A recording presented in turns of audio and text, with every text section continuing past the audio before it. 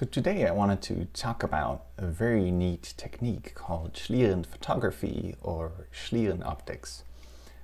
So Schlieren is a technique that lets you visualize tiny differences in the length of optical paths traveled by light, which lets you see tiny heat gradients in the air or small inhomogeneities in materials such as glass that aren't normally visible by the naked eye.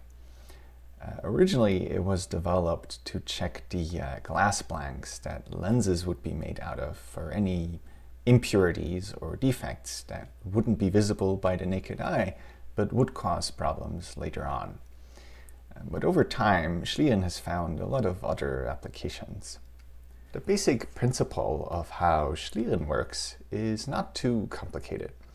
Normally, light that's emitted by a light source likes to travel in straight lines. But if there's a small disturbance or inhomogeneity in the air or in the medium that it travels, then the light path gets deflected or bent. If these deflections are large enough, then you can actually see these by the naked eye, like the shimmering effect you see above the road on a hot day, or in very hot pressurized air, like the exhaust of this jet, for example. However, more mundane objects like a hot candle or a cold soda can cause the same kinds of disturbances in the air, just on a much smaller scale.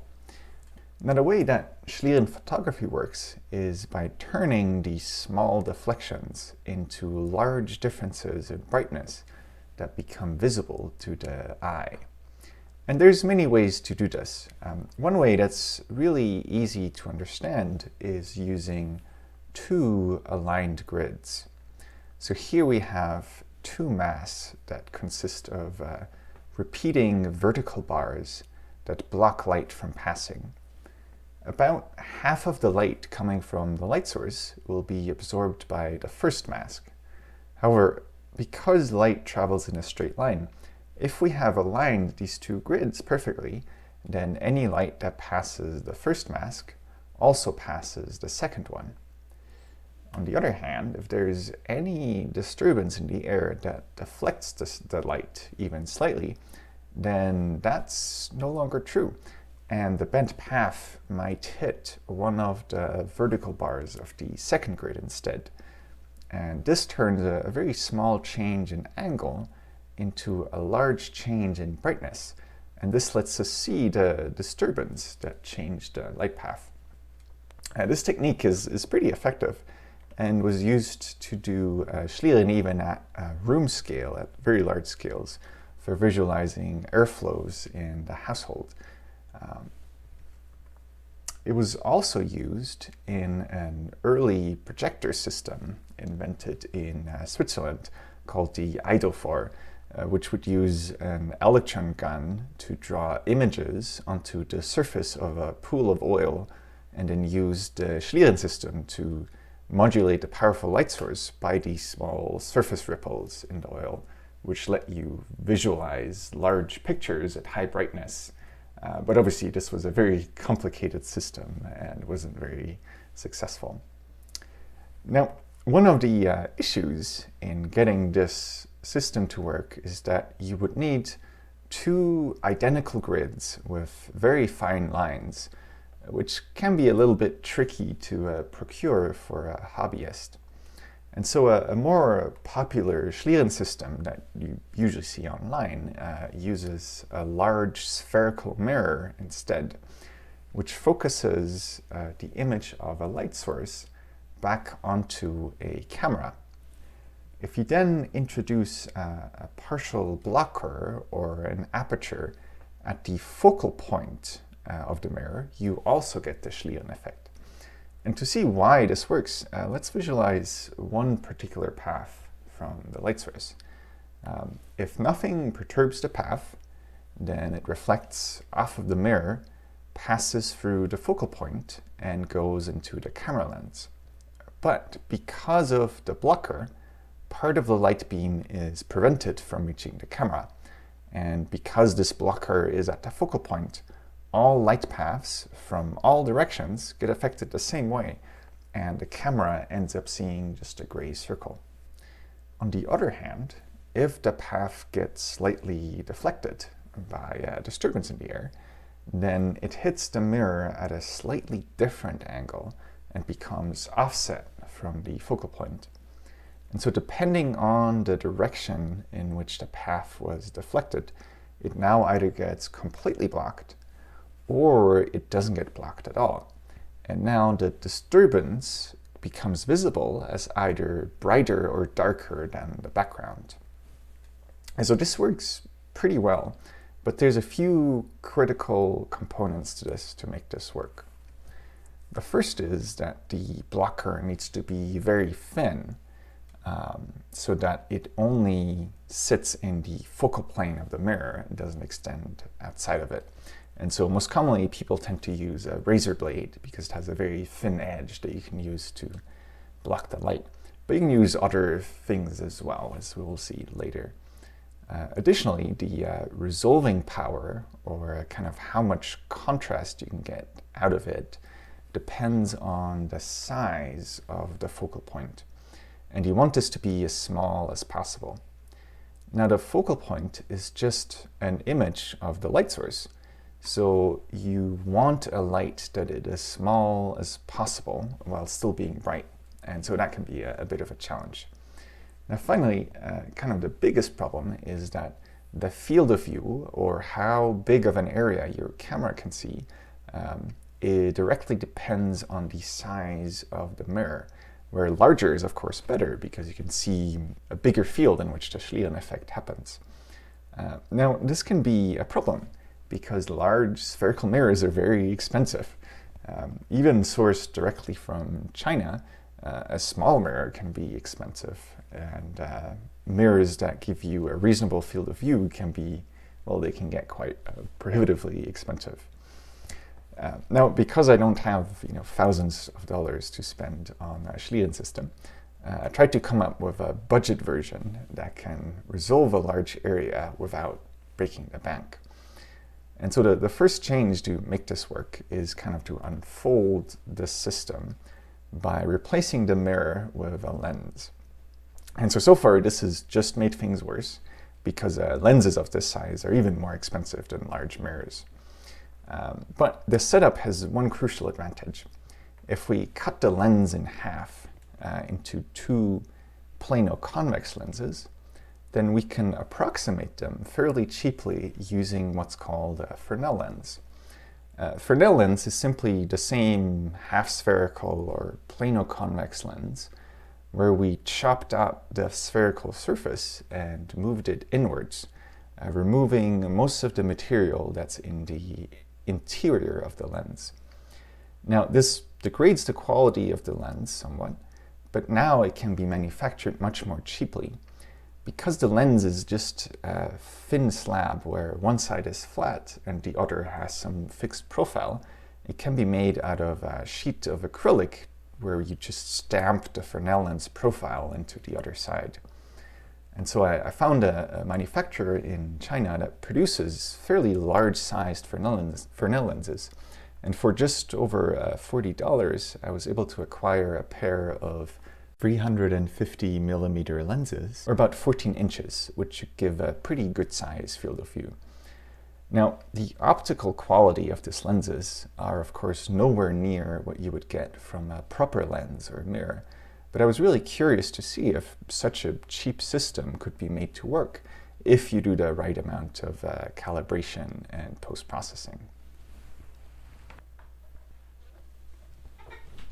This is what these lenses look like.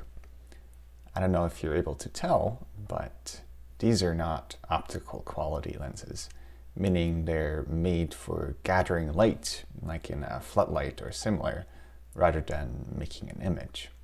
So there's a few aberrations in this lens. For one, the lens profile is not perfect. There's an indentation in the middle, which is a limitation of the manufacturing process, and the entire lens is a bit warped or wavy. It's difficult to tell all of the problems by the naked eye, But Schlieren optics will of course magnify any imperfection there is in the system later on. Probably the biggest limitation is the material that this lens is made out of, which is just plastic, most likely acrylic. So it shows significant chromatic aberration. What this means is that this lens doesn't just have a single focal point, but the different wavelengths of the visible spectrum will each have a different focal point. And for a cheap lens like this, the spread of focal points is quite large. This makes it pretty challenging to set up a Schlieren system that relies on manipulating light exactly at the focal point. So we should expect a large amount of color errors or disturbances in the image. Now, most of these aberrations we can luckily remove doing some post-processing and still get very reasonable images out of it. But the image quality will be affected to some extent. There's some things that we just can't correct out of the videos. Now, another issue is mounting these lenses in the system. They are quite big and bulky, but also are fairly sensitive to alignment. Now, lacking the appropriate gear, I instead made simple lens holders out of old moving boxes. Now, these are by no means precision optical mounting media, but with some patience and a lot of shimming the underside, they can be aligned with enough precision to get fairly reasonable videos out of it. For us, the limiting element in the system is the quality of the lens, so we get quite a bit of leeway when it comes to aligning everything. For the light source, I'm using a high-power single-chip LED from Cree, which runs at around 18 watts. To create the pinhole, I'm using a piece of aluminum foil that's clamped between a couple of lens adapters, and then I poked a fine hole in it with a needle. The distance of the pinhole to the LED, and also the size of the LED die, determine the angle of the cone of light that comes out of this light source. And so I've chosen this distance so that the light source fills the entirety of the Fresnel lens when it sits in the focal point. Now, the LED needs to be fairly powerful because most of the light is actually lost at the pinhole aperture. Now, this one puts out around 2000 lumens, or about the same as a 100-watt halogen light bulb. So it's plenty bright, but it also outputs a fair amount of heat. Here it's bonded to a heatsink with thermal epoxy, but even so it gets fairly hot, and I'm not comfortable running this for more than 10 or 15 minutes. These are leftover parts from building a microscope light source, by the way, so they're kind of MacGyvered together with zip ties. It's not particularly permanent. Now, LEDs, and especially high-power LEDs, need to be driven by a constant current source or they will blow up very quickly.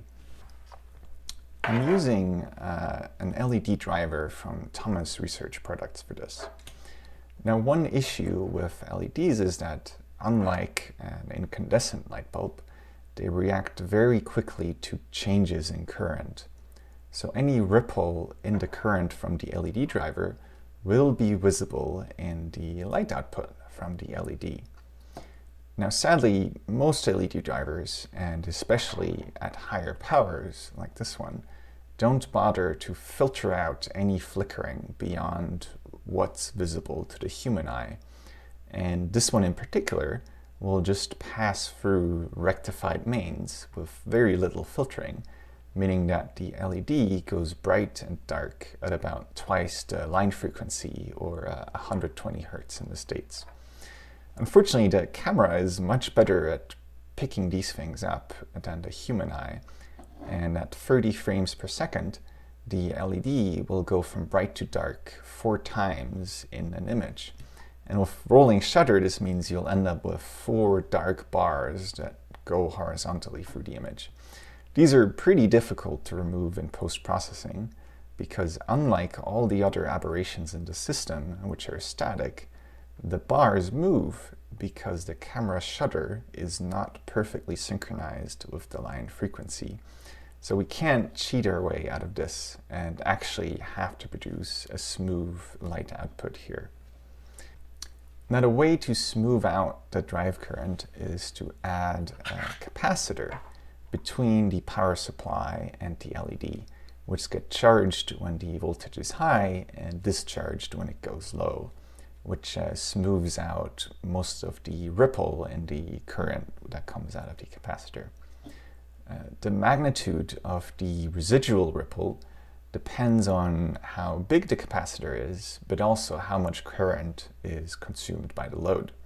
Sadly, in this case, we're pushing around 1.5 amps through this LED, and we also have a camera that's fairly sensitive to changes in the light intensity. So I had to resort to use this ridiculously sized 100,000 microfarad capacitor, which, when I do the math on paper, leaves about 3% fluctuation in the intensity of the light, which is small enough that the camera doesn't pick it up anymore. Now, a big capacitor like this has its own problems, because when you turn on the system, there's a huge inrush current as this capacitor charges up, which is enough to short-circuit the power supply and make it blow up, which is not good. So grafted onto it is a circuit that monitors the charge in the capacitor and puts a power resistor in series until the capacitor is charged, and then bypasses the resistor once it's fully charged, so the rest of the system can turn on. Even at a 1 amp charge current, the capacitor takes around 10 or 20 seconds to be fully charged.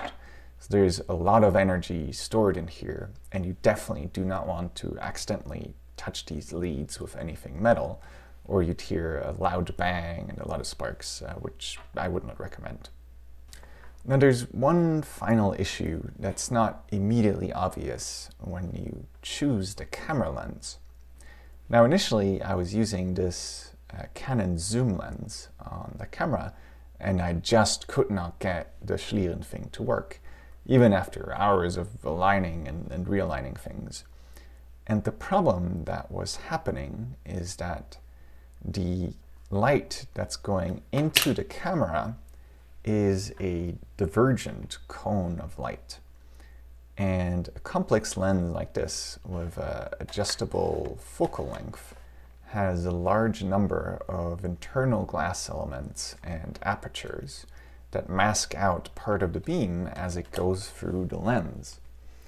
And the effective angle, or the width of the light beam that the sensor sees, is much smaller than what comes out of the Fresnel lenses. And so you only get the Schlieren effect in a small section in the center of the image and nowhere else. One solution to this is to use a prime lens with a fixed focal length. This means the lens is much shorter and has a lot fewer lens elements that could cut out the light. This helps to some extent, but it's not enough because the Fresnel lenses I'm using have a focal length of about 1 meter, which at their diameter leads to a very thick beam that gets masked even by a 50mm prime lens like this. Now, the other solution is to move the camera lens forward, so the focal point of the Fresnel lens is inside of the camera lens, and so the light beam is at its thinnest as it goes through the camera. Now the obvious problem here is that how are we going to get that razor blade into the camera to manipulate the beam and get the Schlieren effect? Well, luckily it turns out that we don't have to do that, because inside of the camera is already an aperture that we can use. We simply have to make sure that the beam from the Fresnel lens comes into focus exactly in the same plane as the aperture blades of the camera lens. Then we can just stop down the lens aperture to its smallest point, and we get the Schlieren effect. Because nothing says that our Schlieren aperture has to be a straight edge like a razor blade. It can also be just a circle, and so we can use the camera aperture to serve double duty. Long story short, this is the setup that I ended up with. Now, as you can tell, parts of this are a little bit adventurous. My tripod didn't go low enough, so I had to kind of mount it at an angle. And aligning everything else at the right height became a bit awkward, so things are balanced and shimmed on top of boxes of components, and the light source is held up by a flexible phone mount. But at the end of the day, it works. And you can see even with the cell phone camera, if you hold it in just the right place, part of the image comes into view. It's very sensitive to the location of the lens, but overall, it seems to work. This is the view from the light source, kind of giving you an idea what things look like from the other end. And this is what arrives at the camera. You'll notice that the light has quite a funny shape here. It's supposed to be a small point that just clears the aperture. But because of the chromatic aberration in the Fresnel lens, we get a huge size spot at the focal point, no matter what we do. And so I ended up dialing this in just for one wavelength, somewhere around the red end of the spectrum, and resigned to fixing these issues in post-processing. And this is what ends up arriving at the sensor. And this looks pretty bad. Every imperfection in our system shows up in the image. And so by itself, trying to film a Schlieren movie on this would not be very helpful. However, all of the issues in our optics are static. So if we can capture a clean baseline image like this one, with all the aberrations and nothing else, then we can just subtract out the background and rescale the dynamic range to correct for these problems. I was doing this in FFmpeg with what feels like 100 pages worth of command line arguments, but the end result looks pretty decent. Finally, let's look at some results filmed on this system. This is a butane lighter. You can actually see the butane gas coming out of the lighter before it's lit, because butane has a different density than air, so it shows up. Once it's going, you can see the hot air plumes that come out of it. Any obstacle, like my hand, can briefly trap the hot air, and it gets pretty hot.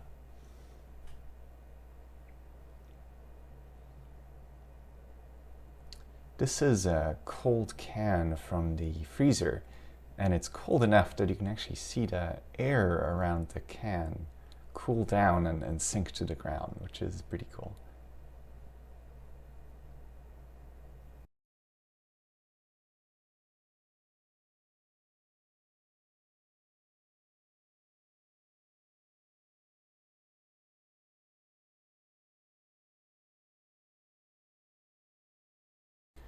Here's some compressed air, or a duster.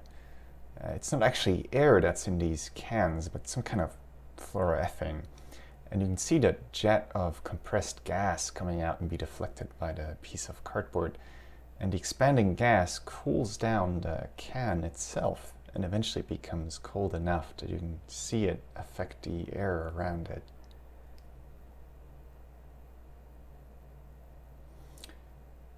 You can even see the heat from your own hands. The system is just sensitive enough to pick up the heat waves coming off and the hot air rising up, which is kind of cool. Finally, here's a Schlieren classic, the burning candle.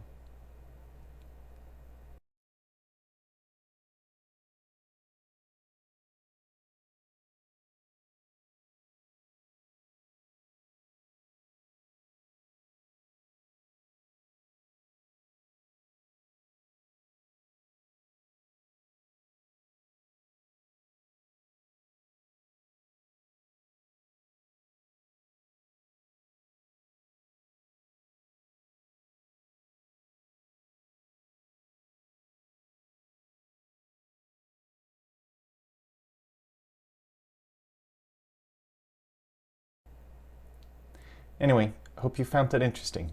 Bye.